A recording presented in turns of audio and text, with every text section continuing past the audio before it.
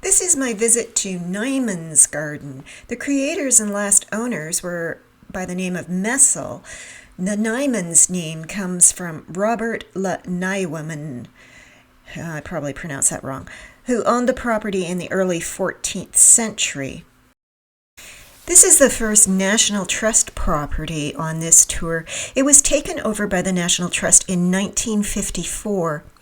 It is important horticulturally as the origin of many selections and hybrids, and it's also the site of two disasters. George Harrington owned the property in the 19th century with a small house on it. In 1890, Ludwig Messel bought the house and 600 acres. Ludwig Messel was from Germany and he was Jewish. He was a banker. He became a stockbroker in London, and that's where he earned his money. He built a larger house on the property and planted a pinetum and employed head gardener James Coomber. Messel was keen to establish the garden, even though his family primarily spent springs and summers there, wintering in their London home. He and the head gardener put in much of what we see today and did a lot of hybridization and selections of varieties. Ludwig died in 1915. He'd been 25 years at Nyman's. The property was inherited by his son Leonard and Leonard's wife Maud. More about Leonard and the two tragedies later, but let's see more of the garden. There were lots of dogwoods blooming when I was there, but I did manage to find the rose garden and perennial border.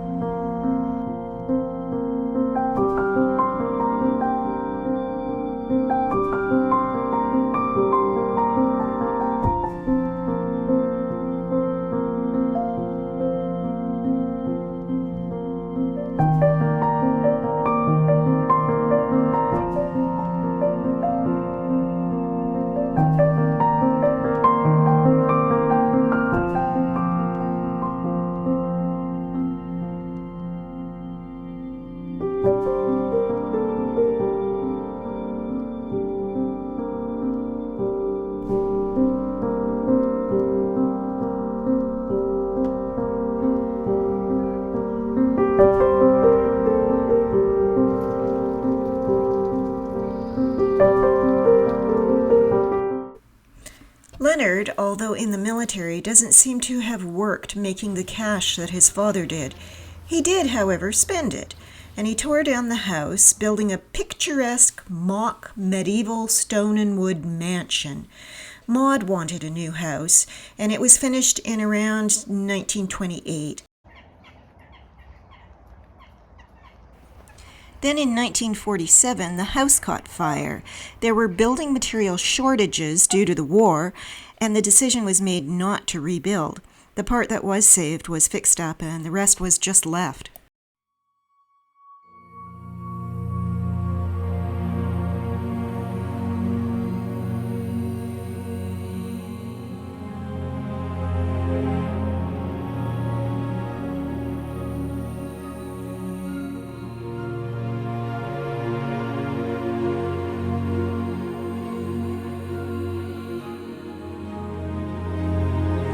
Leonard died in 1953, and then the National Trust took over the estate.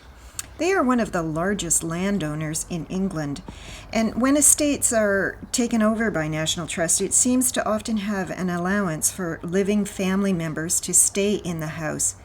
Leonard's daughter Anne did that, and the courtyard in front of the house, which is a very nice little garden, it was closed as her private area until after she died. Also, the house itself is now open to the public, and several rooms are open.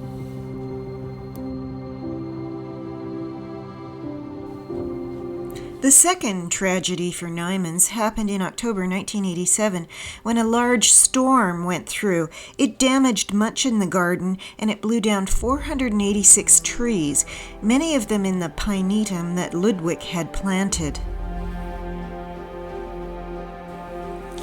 One of the features at Nyman's is the herbaceous border, the perennials. Here are some pictures of them, lovely in color. I was looking forward to this, but it was not so on my visit. Okay, let's see what this garden has in store for us. It looks interesting. Many interesting plants. Planting the summer borders, please return to see the display. Well, I'm sorry I can't because I'll be about 5,000 miles away. But I appreciate your efforts.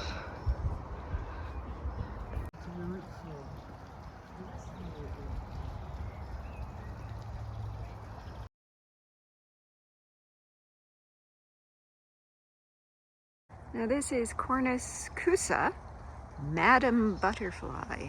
I think because of the petals on the blue. Actually bracts, they're not petals. They're bracts.